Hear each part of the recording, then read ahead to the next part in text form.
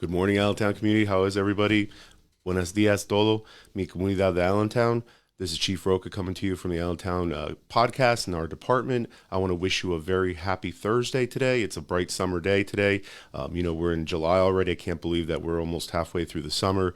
But I welcome you here today. I see the viewers up here, and I want to say thank you. Good morning to everybody coming online. If you're coming, I have some information for you. I want to give you kind of a crime update. I want to give you some of the things that we're doing and some of the goings on in Allentown, because I think it's important that we keep our community informed through transparency and that type of thing. So I want to talk about our crime stats a little bit.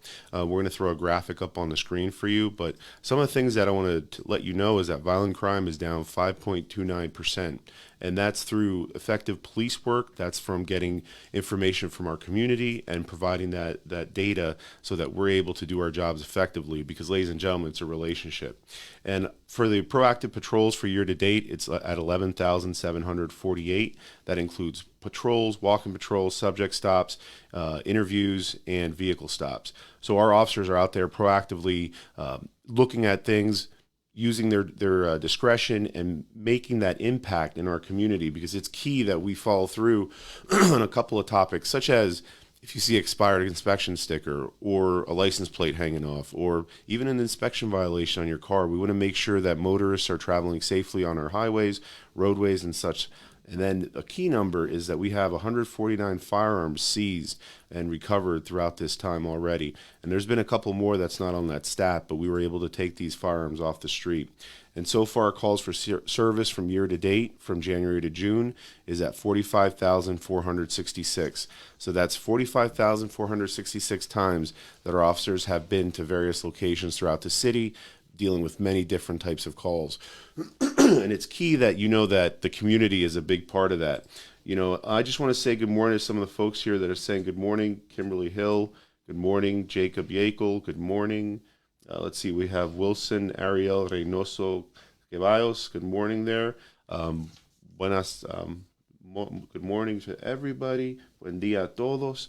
Everybody joining us, welcome. We're talking about the crime stats that are going on. I want to go back to the fireworks too, the July 4th weekend. We did dedicate resources to go out there in the community and kind of keep an eye on things. If you're not aware, some of the calls for fireworks complaints were down this year, and that seemed to be across the Lehigh Valley, although I did hear some fireworks, so they were there. I'm hoping that people took the message and to be considerate of our veterans that may be suffering from PTSD, our elderly, or our pets who may be startled by such loud booms and sounds. But we're not stopping, folks. We're going to continue to go out there. We're going to continue to address those quality of life concerns. I was very fortunate enough to take part in a very important meeting yesterday where Senator Pat Brown came to the city council chambers along with some state legislators, Mayor Turk, Mayor Panto from Easton, Chief Scalzo from Easton, and we talked about new legislation that is out there. And now some of you might be confused as to what that is, but I'm here to explain to you kind of my feelings on it and what it's about. So the new law enables police. It gives us kind of a new tool to be able to seize the dirt bikes that are out there. And when we do seize them, that person is given a citation, and they have to be convicted of that citation in order for that vehicle to be ultimately forfeited. And that's a check and balance system, folks. We're a nation of laws, and I respect the law, and I follow what the law is. So it's important that through the process we make sure that we're complying with that.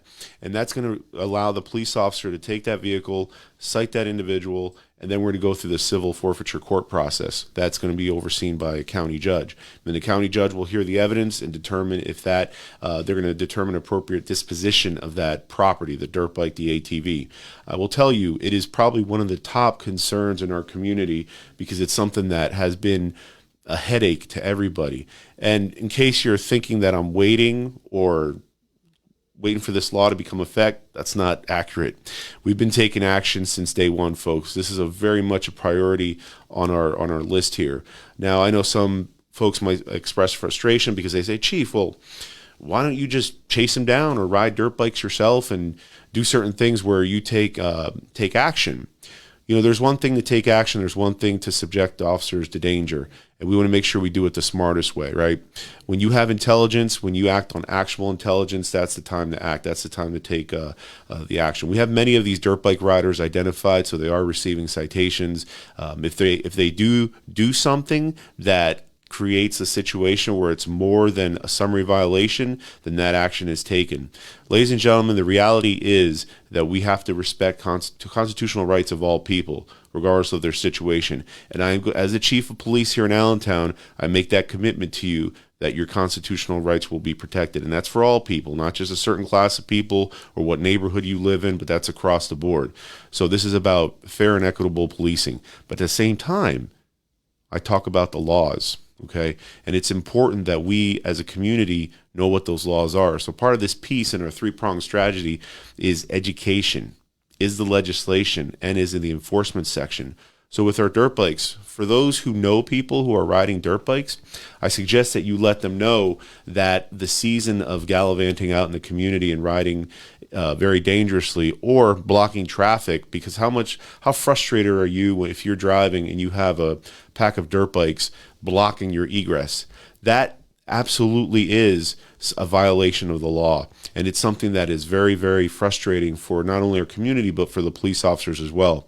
And in seizing the dirt bikes and arresting individuals for actions above and beyond what a summary violation would be is something that we are absolutely going to do and something that has been done in the past. So stay tuned for updates on that level, but I look forward to the new legislation, which will provide another tool for the police officers to be able to get out there, seize the dirt bikes, hold that person accountable. There's a graduated citation frame for the folks that are violating the law there, and then also for the subsequent disposal of those vehicles. You know, and you look at New York City, you look at Reading, to name a few, about taking and crushing the dirt bikes. Ladies and gentlemen, this is an appropriate use of police resources and time, because many of these individuals that are riding these dirt bikes are causing chaos in our communities. I'll repeat that. Many are causing chaos in our communities. And I have heard the cries. I have heard the pleas. I have heard and seen the devastation of when somebody gets hit or struck when they're riding a dirt bike. So my concern isn't just for our community or the citizens in it, but also for the people that are choosing to engage in this behavior. Think about what you're doing. Think about if that action is going to be helpful or hurtful to you.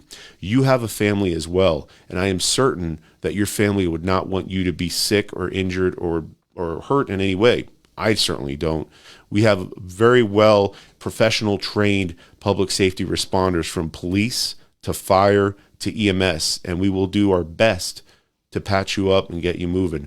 But at the bottom line, if you make that conscious decision to violate the law, then guess what? You're violating the law. I appreciate the bike life. I appreciate what they're trying to do, but it has to be done responsibly and within the law. So if anybody from the bike life wants to sit down and have a chat, I'd be happy to communicate with you. I extend an invitation to come talk with me. You know, let's work on making our community safer together. I'm not about division. I'm not about making a situation to identify you as a criminal or to be less than, because one of the things that we have to do is come together as a community. Maybe perhaps some of the points that you can do is provide kind of an education piece to our young people in our community, because they're watching. They're watching everything, and our young people are our future. And we have to make sure that we as role models or elders or adults need to set that tone and that piece so that our community knows where we're coming from. But the police, we're only one aspect of that whole community puzzle. We have mothers, fathers, brothers, sisters, uncles, community agencies, respected elders in our community, and many people from different walks of life that adds to the rich cultural diversity and experience in our community. So it's absolutely vital that we work together on that piece. But relating to that, again, Senator Pat Brown, the legislator from the state and the Senate, thank you. You know, I would have liked to seen this law be applied to the entirety of the Commonwealth, and hopefully that will occur. I can tell you that police officers do not look to put people in harm's way. We look to help and grow the community. It's part of the process, and our officers work very hard. We have professional men and women working here, and I thank them for their work. So we're going to continue to do that. Another topic is swimming.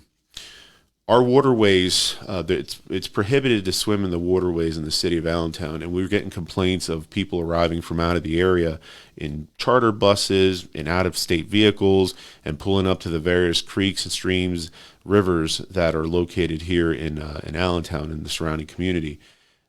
It is absolutely vital that you do not enter the waterways in those situations, because there are certain currents that can pull you under. We don't want to see anybody drown. We'd have to do a couple water rescues here and there. But the important piece is that also the trash that's left behind, truly unacceptable. One of the things that you go to a national forest or you go to a location is, like, leave no trace, right? Don't put anything there, and if you do have a picnic or something, one of our parks, pick up after yourselves.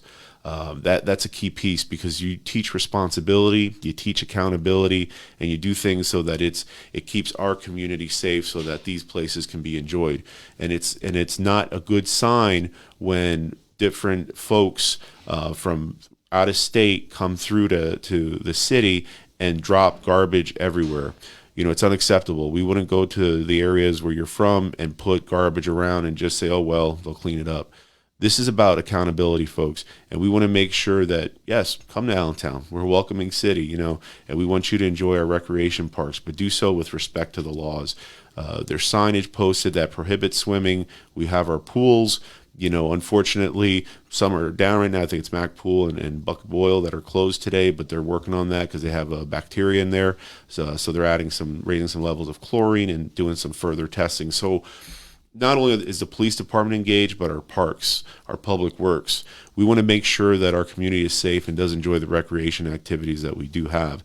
So just keep in mind that we're going to be out there, and if you're parking illegally in our parks on the grass, doing something wrong, we're going to be calling you out on that, and you may be receiving a ticket. So don't get upset, because I'm telling you right now, fair warning, it would be a violation, and being ignorant of the law is not an excuse to violate it. Okay. So that being said, if you are curious on what the rules are, they're all written down in our policies and our ordinances. That's available online. We have a very nice upgrade that we did to our e-code. You can type in park violations and it'll all come up. So very much, I want you to be educated. I want you to understand the responsibility of being a resident here in the city or a visitor. Make sure that you do that, because it's key. Police officers are going to come. They're going to engage. They're going to see what's going on. They're going to make that determination to cite or not cite. But it's time that we put that information out to our community so that everybody's on the same page. And if we're on the same page, we're good. With that, I want to thank the work of the officers. Just to speak about that, over at Fountain Park, we had a bunch of people, probably in excess of 100, 200 people that were swimming in the creek there, and we had cars parked all over the place, on the grass, on the beam, blocking areas, and we did issue in excess of 50 parking tickets, and we had to move people along. We don't want to see anybody injured. The fact is, it's not about the violation of having to pay a fine or the city getting any money, because I don't work on a profit value. I work on a safety value of the community. We have to make sure that people comply with those directives. And if you have a situation where you're making a conscious decision to violate the law, you will be held accountable. This isn't a carte blanche where you can come in and just do whatever. It's about having that responsibility. We hold ourselves to a standard. The community is held to a standard. Let's work together to make that standard absolutely good. Have some messages here. What about those with loud music at 11 or 2 a.m.? Absolutely. Noise violations are a huge concern. And if you do call the police, make sure that you let them know that you're requesting a disruptive conduct report. Our officers will come there. They have to hear the violation happen. And then at that point, they'll write the report. And if they get 3 disruptive conduct reports and they're a renter, then they will be moving to evict them from that property. We have a disruptive conduct board which hears any appeals, and that's something that we're working diligently with the other city departments to get that going. But please make sure that you call. It may be frustrating. At times the response of the officer may be slowed due to the triage of the calls. There may be a higher level priority call that's coming. But if you do call our comm center, understand that that call will be answered. Okay? Let me see here. 7th Street is a racetrack. Please enforce the speed limit. Absolutely. I can't tell you how important it is to follow what the speed limit is, right? And make sure that you watch, because sometimes young kids will dart out into the roadways, and we want to prevent any type of tragedy, and we want to prevent anybody from having a crash. So as a driver, when you have your driver's license, you're bound to certain rules that you have to follow. And part of that is making sure that you have your vehicle under control at all times.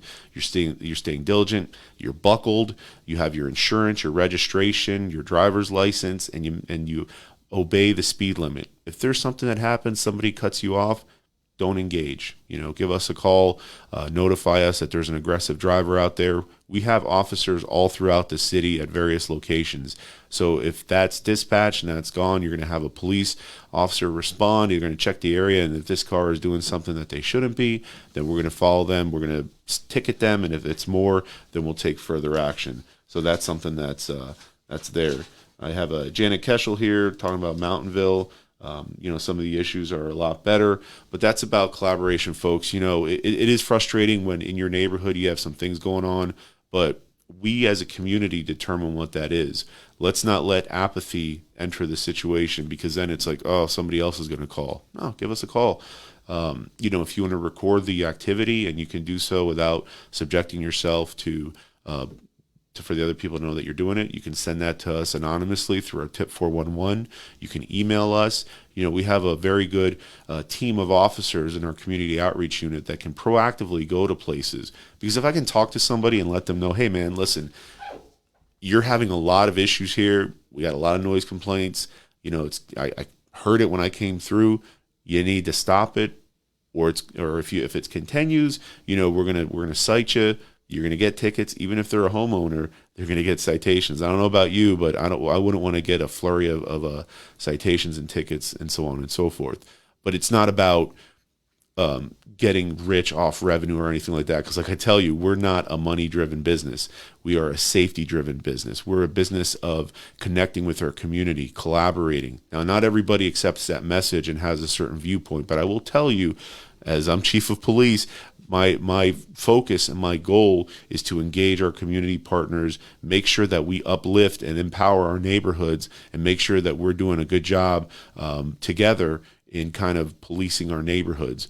And like I said in the meetings that when I was a West End captain is, at that point I told my community members, I'm an advocate for you here on the West End. And I'm looking at you today, I'm an advocate for you in this city. We may agree sometimes, we may disagree, but understand that I'm making decisions based on what's best for the city. It's not about what's best for Charlie Roca. It's best about what's for the city and also the employees here, because we have a good group of officers and they're engaged and they're going out there in the community. They're going out there in the streets, and we want to make sure that they're safe, that you're safe, and that together we can work on those quality of life issues. We can reduce Part 1 crime. We can reduce Part 2 crime. And if you don't know the difference, Part 1 crime is the more serious crimes, and Part 2 are they're still crimes, but they're the less serious ones. So one of the things, another one that came up is, we're talking about Spanish. Si podemos hablar español, es muy importante que obedecer las reglas que están en el libro, ¿ok? No es bueno que la persona vaya a hacer cosas crimen en nuestra comunidad, porque nosotros necesitamos a trabajar juntos, porque es importante. Hay información que usted puede grabar de nuestra página de Facebook o la página de la ciudad total. Tiene los leyes allá que usted puede leer, qué puedo hacer, qué no puedo hacer, cosas así. Pero es importante que usted tiene esa educación para vivir como un buen ciudadano aquí en Allentown, y juntos vamos a resolver los problemas. Y esa es una importante cosa. What I'm saying, folks, is we have to educate ourselves. We have to know what the laws are. We have to be able to work together. That's what makes us better, a better community, helps working on the problems and the issues. Some of the things here, I saw one that I want to talk about real quick. The question was, do you have a dropbox at the station to get rid of prescription drugs? Yes, we do, and thank you. That's a very good question. We do.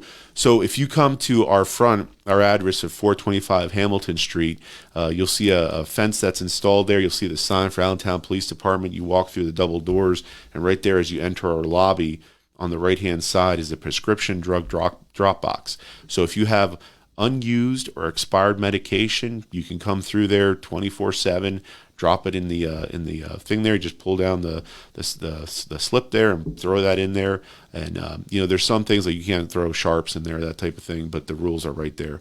And then every twice a year, usually in April and October, we'll have the National Drug Take Back Day, and that's where we set up like at the Wegmans and other places of that nature, and we'll have a drop box there where you can come through. And Wegmans, being a great partner, usually has some sort of a voucher or something that they can provide the person, maybe for like some sort of incentive. So keep an eye out for that. That's something that's ongoing over there. So that's something that's key. And so thank you for asking that question. That's a very good thing. And we want to be able to know that it's there. So there's something about rental scams here. If you see rental scams or so you hear that information, give us a call. We have some detectives that are dedicated to that type of thing, and we don't want anybody to be a victim of fraud. But if for some reason you notice something, report it, say something, and we'll file a report. We'll go from there. It'll be assigned to one of our detectives, and we'll move forward to make sure that we can kind of go forward and do that. But that takes that information piece. So please reach out. No question is too difficult. But it's important that we're on the same page and that you guys know where to call. So, en español, si algo pasa, necesita llamar a nosotros. Es importante que la información que usted tiene en su mente, nosotros sabemos qué es, ¿ok? So, si usted mira algo, algún crimen, alguna cosa, trabajamos juntos. Te lo juro que vamos a trabajar duro. Tenemos muchos mujeres y hombres aquí profesionales que trabajan muy bueno. Pero la cosa es, necesitamos ayuda con información que está pasando en la calle. ¿Okay? Eso no está choteando o nada así, pero es información importante porque nosotros decimos que es importante en nuestra neighborhood, tú sabes. So es importante que juntos trabajamos. Okay? See here. Yep. And as we posted here, keep an eye out on if you don't follow us on Facebook or our Twitter or our social media, please do so. It's key. We want to be able to give you guys the information that we can. In some instances, we can put stuff out, give you an update. But if the situation remains under investigation, there's only so much that we can release. So that's just a little message there. And I do want to thank the hard work being done by our patrol units, our criminal investigators, all the detectives, all the units in our department, from our ID unit to our traffic unit. These officers are engaged, folks. They want to be out there. They're going to be in the communities. You're going to see them. We're going to be at different events. It's absolutely key. And we've made some arrests in the recent past about some incidents, some narcotics arrests. We had put that out on our social media. So if you need to review that, please go through here. I don't want to read them for the time's sake, and plus the fact that there has been very much good work done by our officers keeping the community safe, and it's absolutely key. And that leads me to what I'm going to talk about next. We had the three officers recognized at a council meeting. On June 2nd, officers Geringer and Balachek were recognized from City Council for a water rescue that they did. Officer Cunningham was recognized for organizing the Detective James Stanko softball memorial tournament, which many organizations stopped out there. Thank Bethlehem for being out there with their horses, got to see them and meet them, and they were happily munching along in the grass. But there on the screen there, we have the photo there of the officers and City Council. So thank you for that support. Thank you for that proclamation. One of the things that's telling about the humbleness of the officers is that they feel that it was another day, that they were just doing their duty. So to those officers, I say thank you. Thank you for the dedication that you do for the city, for our department, for our community, because that's what it's about, folks. It's about making sure that we come together, and that's something that is huge. So thank you for that, guys. And for those officers that may be watching, I have your back. We're in this together. We're gonna do things together. The community has your back. I can't tell you how many messages of support that I get. And some I get messages of frustration, but I get it. Sometimes people need a channeled event, and it's key because life is tough sometimes, and it's difficult. And one of the things I like to say, and that is true of my life, is nobody hands anything to you. What you get is the work that you put in. and that's where you develop your character and how you deal with obstacles, and there's many people across our community that are dealing with different obstacles. And so we're going to help them break through those obstacles or get over those obstacles to get to where we need to be. Our city is like right on that point where we're into greatness, right? We have so much development happening, but it's not just about the development. It's about where our people are at. I'm hearing stories of people receiving their degrees, going on to college, and then coming back to Allentown. Tyrese Martin going to the professionals in the basketball team in Atlanta. Huge accomplishment. Allentown kid. Played basketball there. A role model for our young people. And it's not necessarily just about athletics, but just having that dream and making sure that we as a community provide opportunities for our young people to achieve those dreams, whatever it might be. It might be art, it might be singing, it might be going to the military, it might be, professional sports. But the key thing is that the exposure of our children, and I got to tell you, Allentown School District is an awesome partner in this, and we work together on many different fronts from our school resource officers being in the school to the relationships built with not only the teachers, but the students. And the teachers that are on summer break right now, fall is coming back soon, very quick, and time goes pretty quick. And for those of you that are parents, I know that if you have kids, that it's wondrous to see our children going to school and get that next level grade and going through those like rites of passages. But we adults, teachers, schools, parents, we have to set that platform, right? We have to be together on this to benefit our youth. And that's something that is very cool. One of the things too, we had the public safety poster contest winners, and we went around the different elementary schools, and many of the young people, the kids there, produced some great posters. I mean, they were excellent. And so for those that selected police, thank you. That's, I'm kind of pointed that way, but I still have love and support for my EMS family and my fire family, Chief Barzev and Chief Augusto. Thank you guys. You two are excellent. Your staff are full of professionals, and we very much want to support your mission there. We want to congratulate everybody again. I think I mentioned this last month, but everybody that graduated high school and is moving on to either military, trade school, colleges. I want to circle back to trade school and military. Trade school is absolutely a key thing, folks. There's a lot of good skills that are out there, plumbing, carpentry, all these type of things that we need to encourage our young people to enter because it's a field that's needed. It could maybe help in the inflation thing that we're experiencing now because we need the workforce, right? And that's something that we can keep local in our Allentown community to build our future, our buildings, our professionals, our people that are engaged in all the different work that's out there. That's very cool. And I want to thank all the folks that are out there. Our APD Pal Youth Mentorship summer program, that was something that was pretty cool. Our people were out there. We definitely want to be able to engage our youth. And for those that are mentors, thank you for making that commitment. Thank you for being able to have that ability to have a service-oriented mind. Because you get a lot out of giving. Sometimes it's nice to receive things, but when you give, it's kind of like, wow, I really impacted that person's life. I want to share a quick story. I was a probation officer for a few years for Lehigh County, an adult probation officer, and I was with my family at the Red Lobster. This was several years ago, but it's something that just popped up, so I'm going to talk about it with you guys.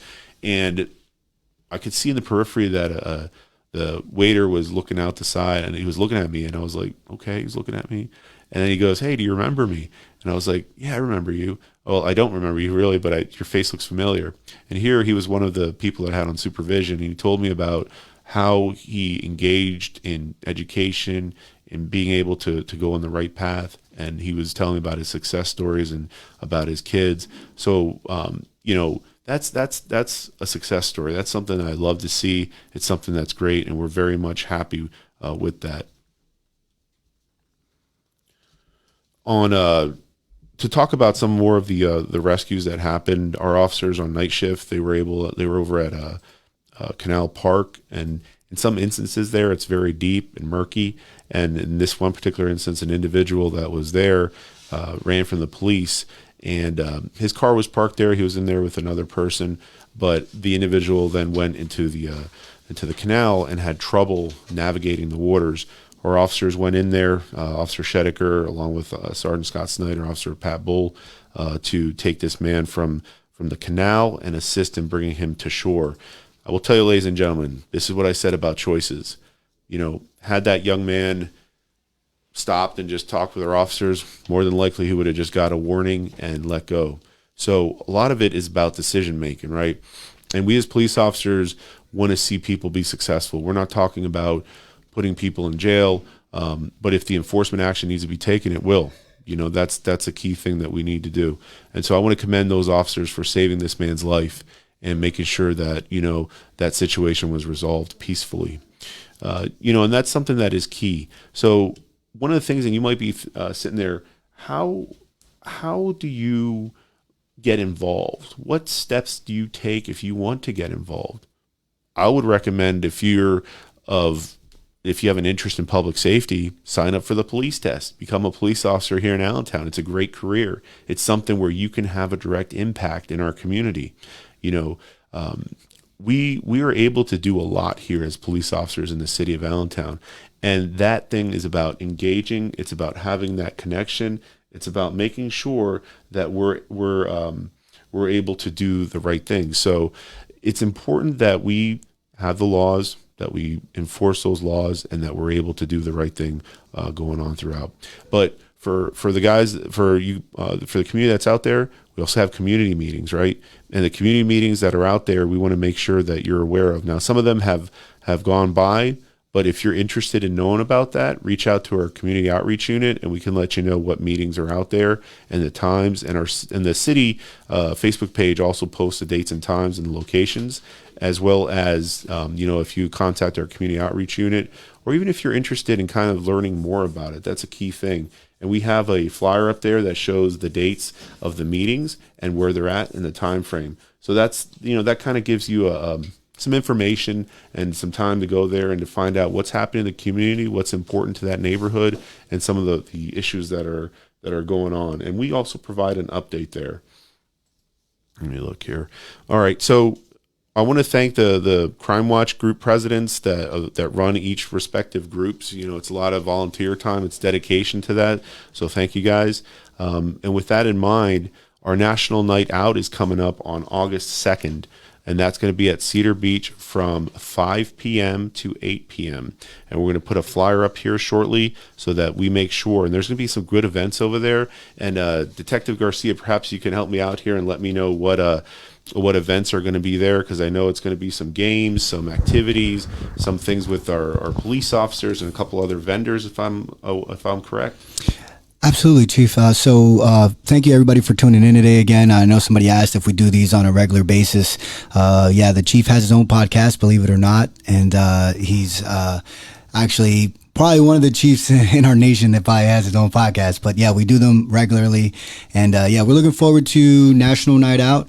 The flyer is posted here. There's going to be games. There's going to be basketball. There's going to be food, music. You name it, they're going to be out there. And I'm going to be out there as well. And our community outreach unit, Sergeant Leonard, a lot of the community, and then obviously our police officers are going to be there. This is something that's done nationwide on this date so that we can connect with our community. So it's at Cedar Beach. The city of Allentown is going to be there with us as well. And so we're excited, Chief, and to be working together with the city and really make this into a really big event at Cedar Beach. So join us, August 2nd, 5 p.m. to 8 p.m. We'll be over there. Thank you, Detective Garcia. And I just want to say, as far as for what direction of the department is, absolutely, we're working on some things that we're going to be releasing very soon, so stay tuned on that. But one of the things that I said in the beginning, laws are absolutely vital. It's something that are written in the books. The legislator puts them there, and we have the duty and responsibility to enforce those laws. And I'm pointed and working to add more officers to our department. And that's why I want to talk a little bit about recruitment. We are looking at revamping our recruitment strategy and being able to bring more people on the department. Ladies and gentlemen, if you don't know, our number of officers is the same as it was in the year 2000. And we talk about population, right? And we have about, according to the census, 125,000 people. I will tell you that is absurdly not correct. I can tell you. The calls for service, the amount of vehicles and traffic that are out there, it's a lot more. So we have to be able to have that ability to get a true count of where we're at to provide the appropriate service. A city our size, just with that amount of folks and people, have to be able to support having more police officers. So it's key that we encourage more folks to enter law enforcement. And that goes across to all the other agencies that are out there in Pennsylvania and throughout our nation. Law enforcement is a very viable and professional organization. We have rule sets that we have to follow, and it's important and key that we encourage young people coming out of college or coming out of high school that want a career in the Allentown Police Department to engage that. Reach out to a community outreach unit. We're gonna have some things that we're gonna release on a recruitment that is gonna come up. So stay tuned. If you know of people that are interested, please look for our open application periods. We have two types of ways to get hired. We have our competitive list where you have to come in and take the test and so on and so forth, and we have our non-competitive list, and that's slated for folks that are already police officers that we can kind of bring them on. They still go through the stringent background process because we need people with an impeccable background, or people that have learned from some minor mistakes and have overcome adversity and been able to make that good choices and kind of grow from that. So it's about that, folks. And always remember that I encourage people from any community that wants to come work in Allentown to come through. It's a very good job. It's something that provides a good salary, good benefits. It's something that gives you also a professional development throughout your career, specialize in different items that we have out here in the city of Allentown. And we also have our police academy, which those instructors there, our cadre out there of instructors, they demand excellence, and we train our officers.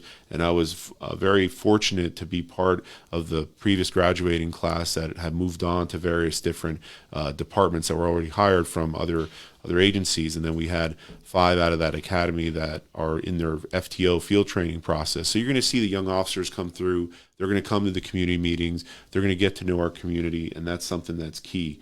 And we're going to be able to do that because why? Because Allentown is key. Allentown is important. Our community is important. We have a duty to follow our rules, our laws, our ordinances.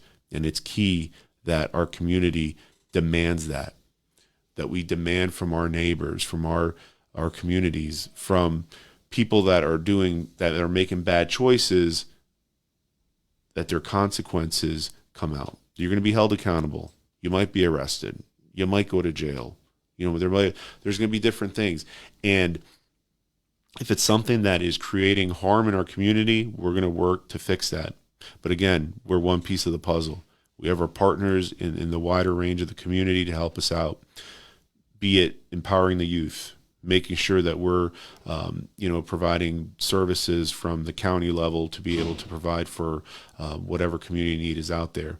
For those nonprofits and agencies that are working to better our community in various ways, thank you guys for the work as well, because that helps us, as we're navigating through this. And it's not an easy job.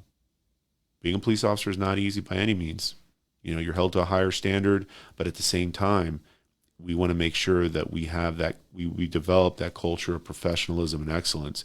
And that begins with the person that's walking through the door to become a police officer.